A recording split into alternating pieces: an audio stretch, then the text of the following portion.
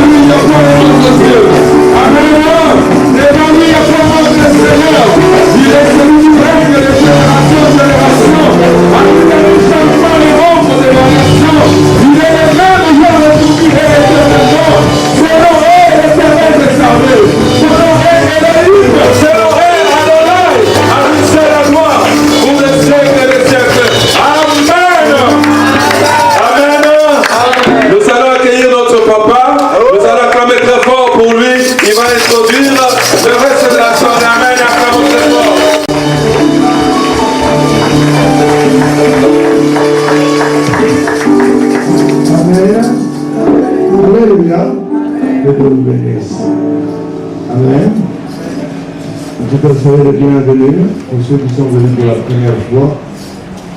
Ma prière aujourd'hui, c'est que cette nuit, ce soit pour vous la nuit qu'a passé Jacob à devenir le frère. Ma prière est que chacun de vous qui est rentré dans cette salle ne sorte pas sans que Dieu ait fait quelque chose aujourd'hui. Amen. Amen. Sans plus tarder, je vais d'abord un grand merci pour tous les gens qui sont venus. Je sais que le pasteur, après il était ici, ça a commencé avec le depuis mercredi. Et je veux de nombreuses femmes servant de Dieu ici et de l'église. Amen. Alors nous allons accueillir ce qui nous vient de très loin. La raison pour laquelle nous avons commencé par ça, parce qu'il y a des gens qui sont venus de Montréal et qui s'apprêtent. Le pasteur Moukadila, qui est le représentant légal des CCPV, et sa femme sont ici. Ils viennent d'arriver juste à minuit et quelques. Le pasteur Willy, qui est le coordonnateur, est arrivé à 1h et quelques, donc tous sont allés chez Chandel pour venir, donc ils seront avec nous. Mais nous allons accueillir ceux qui nous viennent de très loin. Je pense que ceux qui étaient là début le mercredi, nous allons voir ce qui s'est passé pour la première fois. La surprise que le pasteur Moutoumou nous a amené de la CECA à l'Emilène, la présence des prophètes. Donc nous avons dans la maison, depuis Kinshasa, la CECA à l'Emilène. Donc la fête se parle aussi.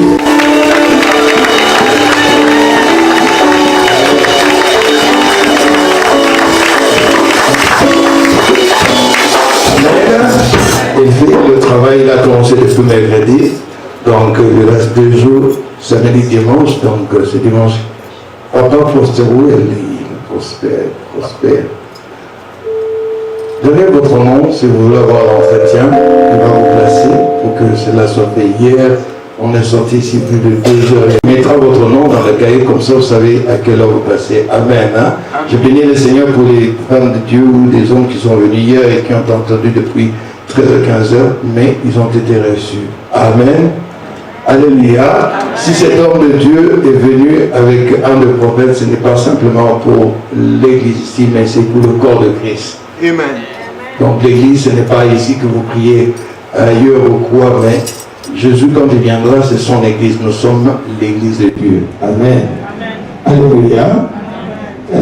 Peut-être ça prendrait du temps pour que nous sortons de la mentalité, mais nous devons comprendre qu'il n'y a pas une église, on dit ça c'est de Dieu. Non, l'église c'est ce que nous sommes, quelle que soit la localité où tu es.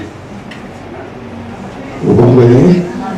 Quel que soit là où tu es, c'est l'église, nous sommes appelés, quand Jésus viendra, ce ne sera pas l'adresse, mais il choisira les gens qui sont dans son corps.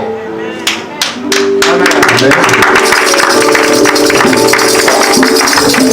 Alors il est là, c'est pour l'église de Dieu l'édification, et je pense que ce qu'il a fait au milieu de nous, d'ici dimanche, nous allons voir ceux qui ont eu l'occasion et ceux qui auront, soyez les bienvenus.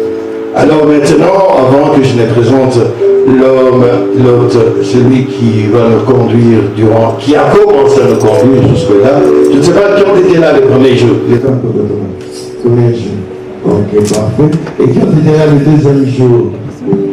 Voilà, et qui sont venus simplement aujourd'hui pour la première fois. Ok, maintenant, et Dieu soit béni. Alors, derrière chaque homme que vous voyez dans la vie, il y a toujours une dame qui est derrière. Et la plupart, vous connaissez simplement, voici l'homme, mais rarement on parle d'elle, vous ne voyez pas. Alors, voici la femme, voici l'homme.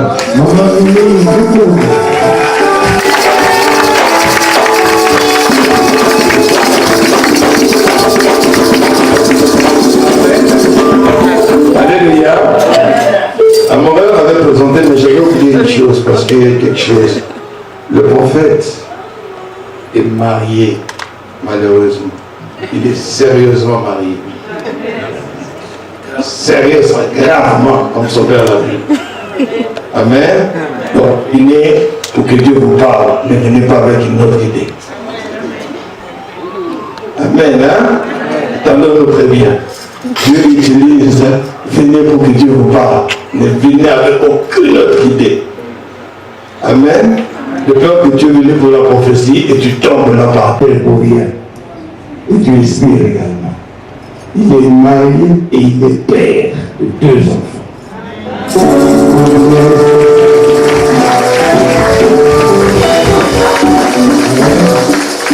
Amen. Maman Miguel, elle est mère de 3 enfants.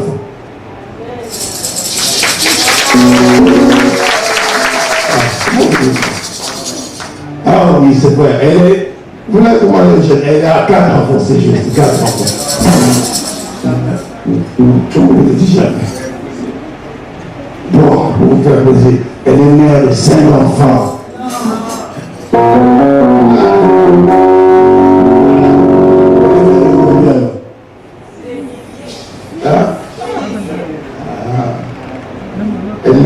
Elle a 6 ans. 4 garçons et 2 filles. Et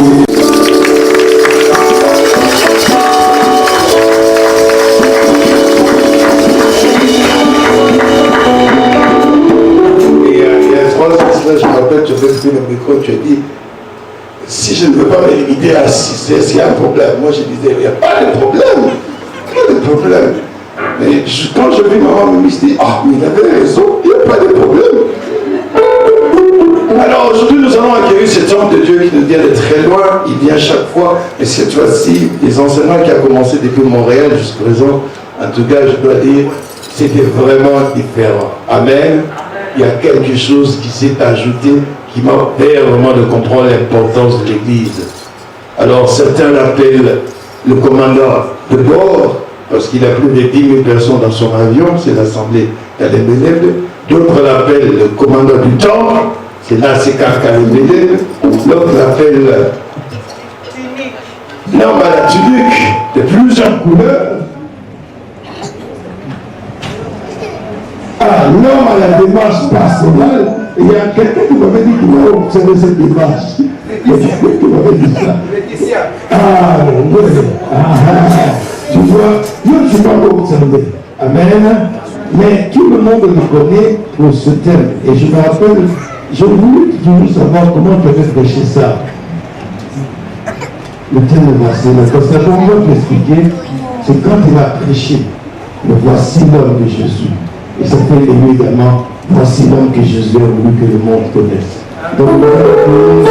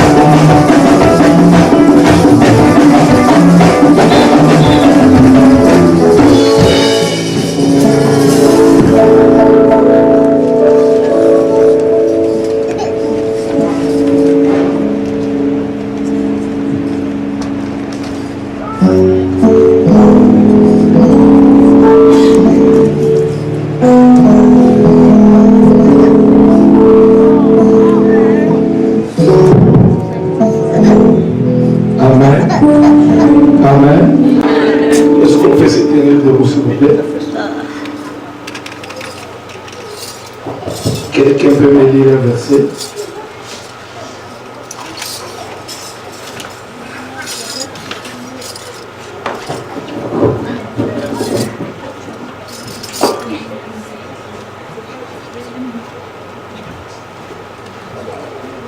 Bonsoir tout le monde.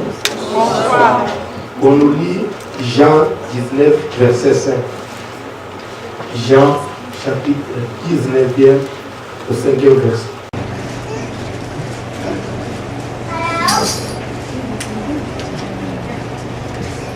Nous lisons au nom de Jésus, Jean chapitre 19, verset 25. Verset 5, je m'excuse.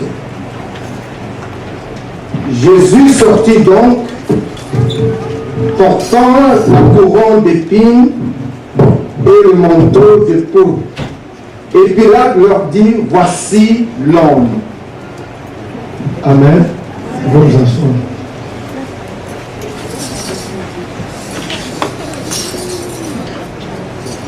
Vous avez compris D'où est sorti le nom de voici l'homme. Amen. Voici l'homme, ce n'est pas un nom, ce n'est pas mon nom. Moi, je m'appelle François Mouton, tout court.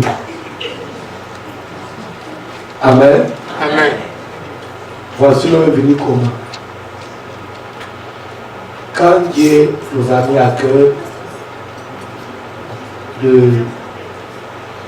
faire passer nos prédications sur les médias, il fallait trouver maintenant l'intitulé de nos messages. Amen. Ce n'était même pas moi. Un jour, un certain dimanche, j'avais prêché à l'église. Le thème de la prédication, c'était Voici l'homme. Voici l'homme veut dire quoi? Amen. Si on doit lire, vous lisez le chapitre 19e. Si vous commencez à partir du premier verset, vous allez voir comment est-ce que Jésus, dans la prison, s'est trouvé. Il y avait aussi un autre prisonnier, vous connaissez bien, il s'appelait comment? Barabbas. Jésus était avec Barabbas. Mais comme c'était la coutume en Israël, à chaque fête de Pâques, la Pâque qui veut dire la sortie des enfants israéliens de l'Égypte. Donc, ça symbolise la libération, la liberté, la délivrance. Alors, Dieu avait exigé dans la parole de Dieu, chaque fois qu'il y a pas, on doit normalement libérer un prisonnier pour vraiment donner l'image de la Pâque. C'est avéré qu'à cette époque-là, Jésus était avec Barabbas dans la prison. Quand on a examiné le dossier de Jésus par rapport à celui de Barabbas, pour les autorités, ils avaient trouvé qu'au fait, il n'y avait pas vraiment de raison pour qu'ils puissent rester dans la prison. Alors, pour le gouverneur Pilate, dans sa tête, la personne qui devait être libérée, c'était qui? C'était Jésus, parce qu'il n'avait rien trouvé de grave qui pouvait mériter la mort. Mais pour la population, par Jésus, si on doit libérer quelqu'un, il faut que ça soit Barabbas. Et pourtant, entre Barabbas et Jésus, celui qui avait trop de dossiers, c'était qui? Celui qui méritait même la mort, c'était qui? Mais du fait que Jésus s'est retrouvé là, Barabbas, ça y est, la vie sauve grâce à Jésus. Donc, c'est-à-dire, l'innocent est allé mourir à la place de celui qui était coupable. Et c'est comme ça que la foule avait exigé qu'on leur livre Jésus et qu'on libère Barabbas. Et lorsqu'il fallait livrer Jésus, le gouverneur Pilate va demander à ce qu'on lui envoie Jésus. Et lorsqu'il est sorti de la prison, la Bible dit, il sortit, sur sa tête il y avait une couronne d'épines et sur le corps, manteau de pourpre. Vous savez, c'est symbolique. La couronne représente quoi? La royauté. Et les rois, c'était les vêtements que les rois mettaient. Ça s'appelait les vêtements de pourpre. Maintenant, chez lui, c'était la royauté avec épines. Hein? Manteau de prisonnier, mais les tissus des rois. Ça symbolisait, il incarnait quelque chose. Il était roi. Jésus est mort comme roi. Il est né comme roi, et il est mort comme roi. Raison pour laquelle même lorsqu'il était sur la croix, il y avait des écritures là, on avait mentionné, voici le roi des Juifs. Amen. Et quand Pilate va te présenter Jésus, il a dit en latin, Ece homo, qui veut dire en français, voici l'homme. Donc c'est lui que vous avez réclamé. Si Barabbas est sauvé, c'est parce que lui a accepté. Lui aussi pouvait quand même dire non, quand même, moi je ne dois pas mourir, laissez le coupable mourir. Mais quelqu'un qu'on condamne comme ça, il ne connaît rien, mais il accepte la mort et il était d'accord que Barabbas sorte, que lui soit condamné. Donc c'est pourquoi le Pilate a dit, voici l'homme. C'est lui qui vient pour libérer Barabbas. Donc ça veut dire que chaque fois que moi je prêche, à la radio, à la télé, partout toutes les églises du monde où je peux passer, même cette nuit encore, je joue le rôle de Pilate. Je suis venu pour vous présenter quelqu'un. Toi, tu es Barabbas. Toi, tu méritais la mort. Mais moi, je t'amène quelqu'un qui a accepté de mourir à la place de toi, Barabbas. Il a accepté de faire l'échange. Lui, il récupère ta prison et toi, tu sors libre. Malgré toutes tes fautes. C'est lui, lui va mourir à ta place. Amen. C'est ma prédication. C'est pour ça que l'église va demander à nos papas, en tout cas, s'il faut mettre l'intitulé de ton émission, il faut mettre voici l'homme. J'avais accepté qu'il fait intituler l'émission voici l'homme. Maintenant, chaque fois que je suis à la télé, on doit marquer en bas là-bas, émission voici l'homme. Et c'est comme ça qu'ils m'ont surnommé, ah, voici l'homme. Et c'est devenu un sobriquet. En tout cas, il ne faut pas m'en vouloir. Moi, je ne m'appelle pas voici l'homme. Mais au contraire, je présente l'homme. Quand on dit voici, c'est une expression. Voici, quand tu me vois, c'est que j'ai quelqu'un derrière moi et je suis venu te présenter. C'est un homme. Lui, s'il entre dans ta vie, même s'il y avait le cancer, lui donne la guérison. S'il y avait une condamnation, c'est la justification. Amen. Est-ce que tu peux accepter de recevoir cet homme? Et Dieu. Bon, le reste de sobriquet, dans le temple, tout ça, c'est la guerre des journalistes. À Kinshasa, on peut vous connaître tout ce que vous voulez. Bon, ce n'est pas mon problème. Je suis simple, comme bonjour, tel que tu me vois, François Moutoum, c'est fini. Reste là, vous pouvez faire des commentaires, ça ne m'engage pas. Moi, mon propos, c'est de prêcher l'évangile. Au nom, comment il veut me dire, ceci, cela, ça c'est ton problème. Avec les journalistes qui donnent des sobriquets. Moi, je suis là pour prêcher Jésus. Tu es d'accord? Ne sois pas scandalisé.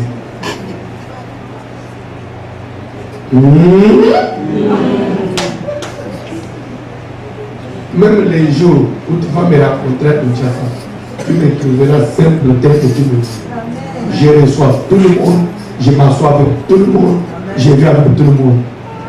Malgré cette multitude là. Et si des fois quelqu'un vous dit que des fois la Kinshasa c'est difficile, ce n'est pas difficile puisque on ne veut pas recevoir les gens, mais s'il y a trop de monde. Donc chaque jour nous on reçoit. Il peut arriver à l'église, il y a même des gens qui ont déjà fait 6 mois et n'arrivent pas à nous voir comme ça. Parce qu'il y a trop de monde. Et sauf que nous on est là pour recevoir tout le monde. Amen. Que Dieu bénisse quelqu'un. Est-ce qu'on peut passer à la parole du jour? Comme venait de le dire le pasteur, notre Seigneur, aujourd'hui on est à la troisième intervention.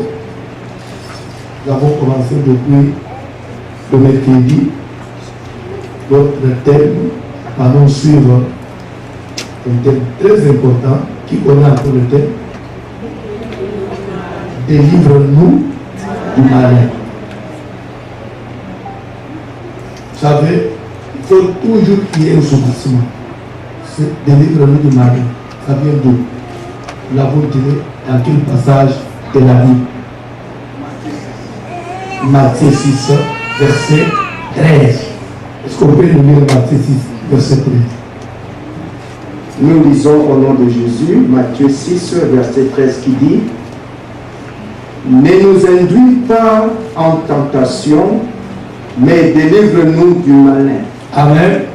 C'est comme je l'ai mentionné, pas hier avant-hier, j'avais à prier dans une église.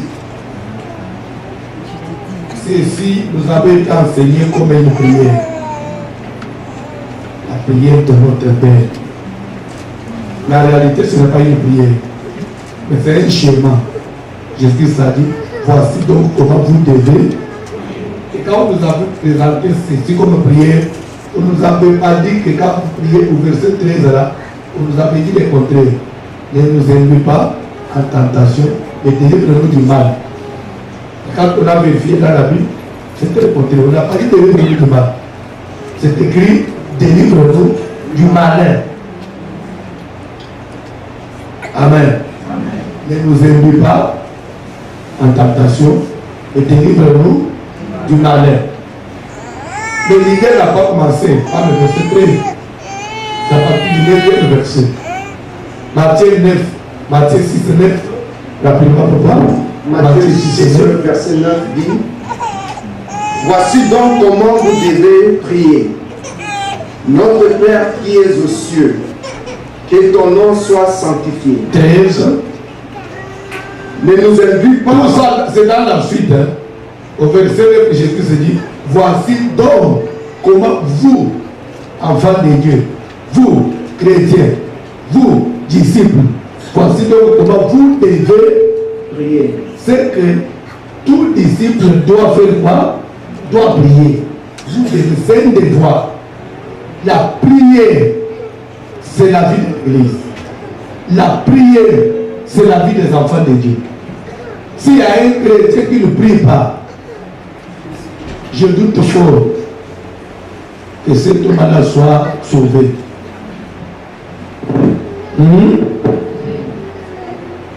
Il dit, voici donc comment vous devez prier.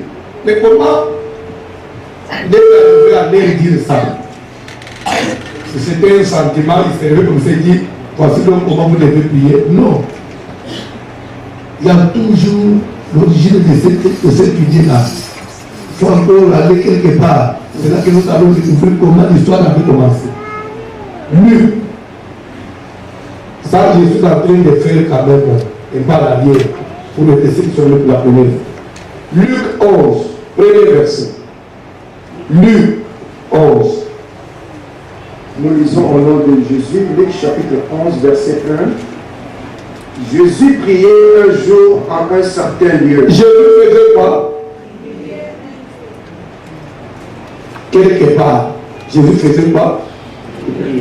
Est-ce que vous arrivez aussi de prier? Toi, tu pries.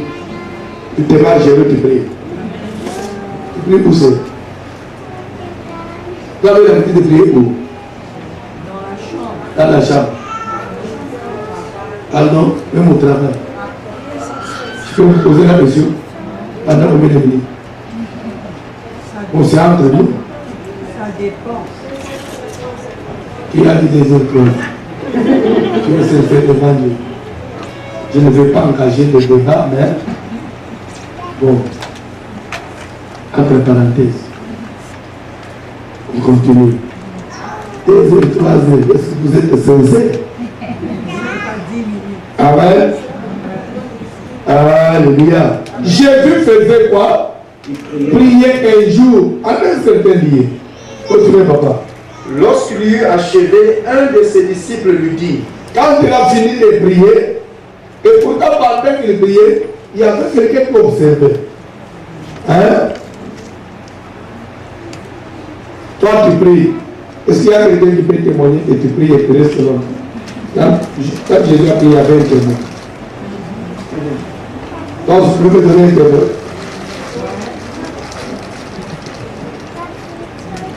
Oui.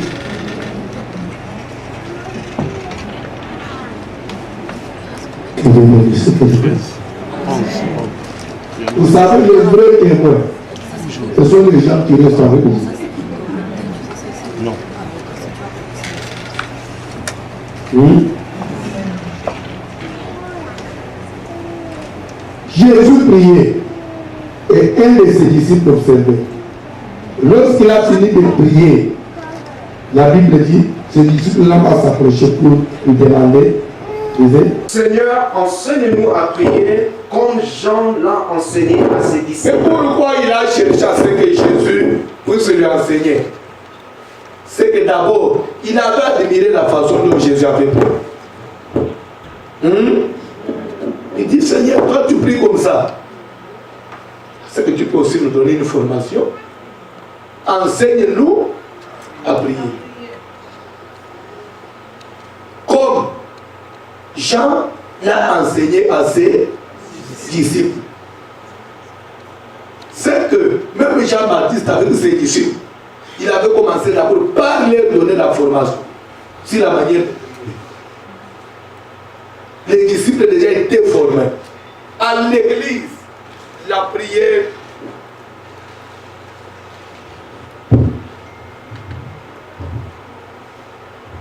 Amen.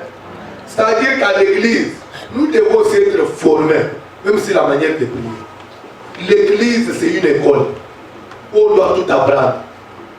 Pour ton information, aujourd'hui, à cette nuit, je vais te parler de l'église. Église. Enseigne-nous à prier. Comme Jean l'a enseigné à ses disciples. C'est que Jean était maître. Et il avait des disciples à qui il avait donné une formation sur comment prier. Et pas seulement, vous avez reçu la formation, il pratiquait aussi. Et c'est ce qui avait même surpris que les disciples de Jésus, chaque fois qu'ils se retrouvaient avec ces gens, trouvaient en tout cas être expérimentés dans la prière. En tout cas, c'est que, comment vous priez comme ça? Oh non, c'est notre maître qui nous a formés. Ah bon? Et il rentre chez Jésus, il trouve qu'il n'était pas formé. Mais dis-moi, Jésus lui priait. Mais moi j'ai pensé que toi tu ne connais pas ces choses. Toi tu pries comme ça. Et pourquoi tu ne formes pas aussi comme l'autre l'a fait avec ses disciples? Enseigne-nous à prier. Nous voulons aussi prier comme toi.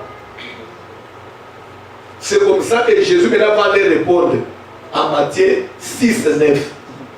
La demande là de Luc. Aujourd'hui c'est la réponse. Toi tu m'avais demandé que je vous donne l'enseignement. Alors voici donc comment vous devez. Vous avez compris comment ça s'est suivi. Hein? Voici donc comment vous devez prier. Je n'ai pas besoin des 10, 11 pour gagner le temps. Je descends directement au verset 13. Parmi les grandes lignes de cet enseignement, au 13e verset, Jésus va dire, quand vous priez, dites aussi à Dieu, demandez au Seigneur,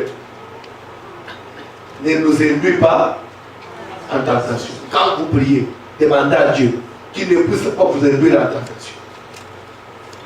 C'est que Dieu a l'habitude de soumettre les gens à la tentation. Et quel genre de tentation? Et pourtant, quelque part, la Bible dit que nul de vous, s'il est tenté, ne dise que c'est Dieu qui me tente ou qui m'a tenté. Et ici, Jésus se dit, quand vous priez, dites, Seigneur, ne nous induis pas en tentation. Induire la tentation, il s'agit de quel type de tentation, de quel genre de tentation. C'est comme ça que nous sommes allés lire Matthieu chapitre 4, 1 à 4, Matthieu 4, verset 1 à 4 aussi. La Bible dit, Jésus fut mené par l'Esprit dans le désert pour être tenté par le diable. Ah bon? L'Esprit saisit Jésus, le conduit jusque quelque part dans un désert pour que là, il puisse passer son test devant le diable pour être tenté par le diable. Et la Bible dit, après avoir prié, après avoir gêné 40 jours et 40 nuits. 40 jours et... Vous savez qu'il y a des chrétiens. Depuis qu'il est chrétien, il n'a jamais été à la veillée. Hein? Depuis qu'il est chrétien, il n'a jamais été à la veillée. Une prière de nuit comme ça. C'est rare. Les autres, c'est depuis qu'il est au Canada. Prière de nuit. Ça, c'est les histoires de l'Afrique. Veillez ici au Canada. Jésus, il a gêné, il a prié pendant 40 jours et 40 nuits. Que Dieu bénisse quelqu'un. Que Dieu bénisse quelqu'un.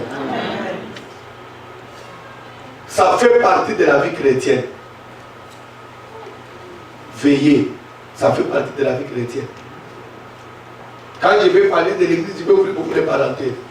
Si tu es dans une église, en tout cas moi je suis comme ça. Je parle, et si ça vous arrange, gloire à Dieu. Si ça ne vous arrange pas, je m'en fous. Mais l'essentiel, je suis sûr que ce que je dis, c'est la parole de Dieu. Si tu es dans une église où on n'organise jamais de veillées, je vais te dire, en tout cas clairement, en tant que votre frère africain, en tout cas cette église-là, c'est une église que le diable a déjà désarmée. Il faut éviter d'être chrétien désarmé. Il y a des chrétiens qui sont chrétiens mais déjà désarmés.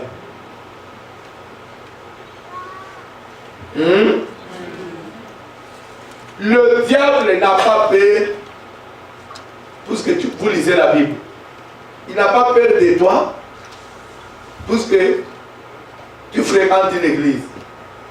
Mais le diable, il n'a peur que de la personne, un, qui a la connaissance, de deux, qui a la vie de prière.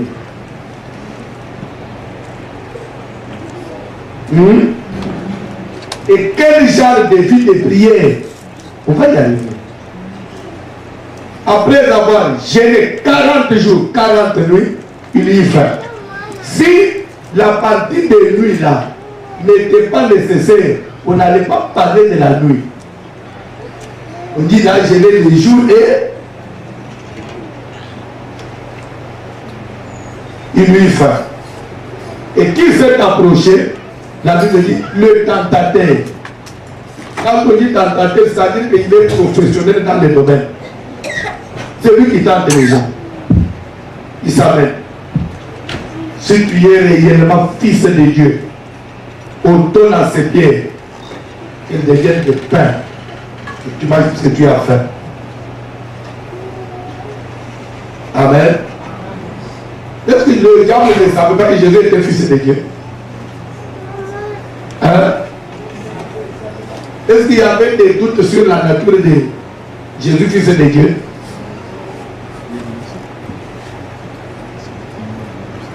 Ne nous induis pas en tentation. C'est ça, le diable savait. Si nous lisons Job chapitre 1er, à partir du verset 6, la Bible dit un jour que les enfants de Dieu se présentaient devant le Seigneur, Satan vient aussi au milieu d'eux. Et Dieu va dire à Satan, ici, tu es ici. Il dit, oui, tu viens d'où? Pour parcourir la terre et lui problème. As-tu remarqué mon serviteur Job? Oui, je l'ai vu. Ah, mais tu sais qu'il n'est pas comme les autres, ça c'est Dieu. C'est des commentaires. Il est intègre. Il craint Dieu. Avec toute sa maison. En tout cas, il est spécial. Il est différent des autres. Après, Satan va dire, descends. Qu'est-ce que tu vas me dire? Soit tu penses que c'est d'une manière désintéressée que Job craint Dieu. En d'autres termes, ça veut dire, veux-tu me dire que c'est sans intérêt que Job craint Dieu? Pendant que ce que le diable voulait faire voir au Seigneur, Satan voulait faire voir à Dieu que si Job prie, c'est parce qu'il a des intérêts. Essaye un peu seulement de bloquer ces intérêts-là. Après, nous verrons si il le prie d'une manière sincère. Vous savez, ça c'est ça le diable. Et c'est vrai, pour le diable, il pensait que quand on va bloquer les intérêts des gens, Job va tomber dans les pièges. Il y a des, ne sois pas chrétien des intérêts. Il y a des gens, lorsque ça ne marche pas, ils ne viennent pas. J'ai pris, je ne vois pas clair. Moi, je peux encore venir. Ah bon? Je peux dire quelque chose. On ne prie pas Dieu puisque on a besoin de quelque chose. On ne prie pas Dieu puisque nous savons qu'il va nous bénir. Non. Nous prions Dieu puisqu'il est le créateur de toutes choses. Et c'est lui qui nous a créés. Et nous sommes l'œuvre de ses mains. Mais jusque d'abord, à partir de cette reconnaissance-là, nous devons prier Dieu. Amen. Toi, tu crois que c'est sans intérêt que Job te craint? Et c'est ça le problème de Job. Satan voulait faire voir à Dieu, tout chercha ses intérêts. Je suis sûr qu'il te maudit en face. Et la femme de Job est allée plus loin. Maudit Dieu. Amen. Comme si, je ne sais pas ce que la femme pensait, c'est que Dieu s'est limité seulement dans cette vie présente. Maudit Dieu, amen. Non, après la mort, c'est fini. Non. Dieu, il est notre Seigneur pendant notre vie. Et il est Dieu même après la mort. Parce que la vie ne se limite pas ici-bas. Ça, vous devez vous l'appeler. Ça, vous connaissez. Hein? Je lui dirai à sa femme, tu parles comme une femme, hein? C'est censé. Toi, tu crois que moi, j'ai prié, j'ai commencé à prier à cause de toutes les richesses que j'ai eues. Raison pour laquelle un jour, je crois que vous connaissez l'histoire de ces trois messieurs, Shadrach, Meshach et Abednego, devant la fournaise ardente. On leur a dit, soit vous allez adorer la statuette, on vous laisse libre, ou soit vous continuez à persévérer, vous restez ferme, vous demeurez intègre, vous restez soumis à Dieu, on vous jette dans la fournaise. Choisissez entre les deux. Qui connaît la réponse de ces trois messieurs? Et la réponse était quoi? Sache au roi, le Dieu que nous prions, il est capable de nous délivrer, même dans la fournaise. Mais ils ne se sont pas arrêtés là, vous avez la Bible. Même si il ne nous délivre pas, même si il nous laisse mourir, sache que nous n'allons pas adorer la statuette. Quelle fermeté.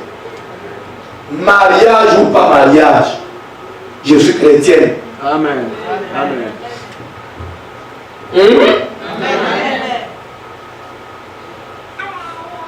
Un jour, j'ai dit ceci dans une de mes prédications, je crois que c'est déjà passé sur Internet.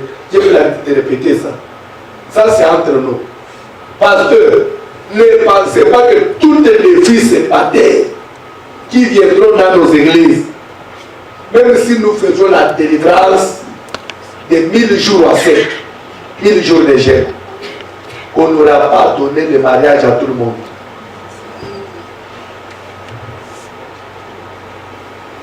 Puisque Jésus lui-même, à l'époque de Jésus, vous connaissez Marie de Magdala, vous connaissez Marie, c'était des prostituées, oui ou non? Quand ils ont rencontré Jésus, ils ont arrêté la vie de la prostitution. Ils ont donné leur vie au Seigneur. Ils ont commencé à servir Dieu, oui ou non? Jésus a vécu dans leur maison jusqu'à la mort et à la résurrection. On vous a dit qu'il avait donné le mariage à ces deux femmes. Elle n'avait pas besoin de mari. Hein? Parce que lui, Marthe avait eu le mariage. Elle a quitté l'église. Elle avait quitté l'église. Je n'ai pas ajouté l'autre élément. Lorsqu'il fallait ressusciter Lazare. Amen. On a conduit Jésus jusqu'au cimetière. Il était Dieu, oui ou non? Amen. Dieu a tout le pouvoir, toute l'option possible. Et ce jour-là, il a résisté combien de morts? Il n'a résisté que Lazare. Et pourtant, Lazare avait déjà fait 4 jours sur la terre. Mais pendant qu'ils attendaient qu'on puisse ôter la pierre, on amenait d'autres morts qui venaient de la morgue. D'autres venaient de mourir fraîchement. Il y avait même des bébés. Jésus, amour, Dieu plein d'onction était là. Il a laissé, on a enterré les ceux qui venaient de mourir fraîchement. On les a enterrés. Il a résisté et Lazare. Après, il est sauté. Maintenant, ces gens-là qui amenaient leurs frères, parce que parmi eux, il n'y avait pas de chrétiens. Les gens qui croyaient aussi en Dieu. Il pouvait aussi dire, oh, mais comment il a résisté seulement Lazare? Il laisse mon bébé. Je ne veux plus prier.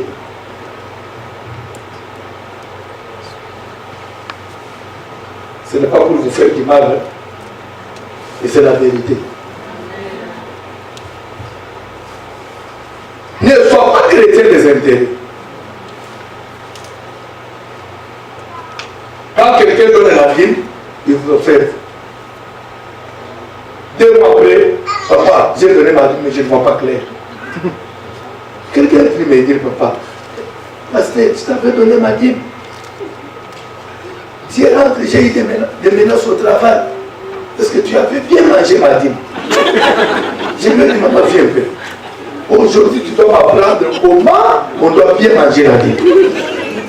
Et quelle position le pasteur doit avoir pour bien manger ta dîme? Je devais manger tout en étant couché, ou bien je devais manger tout en soulevant une jambe.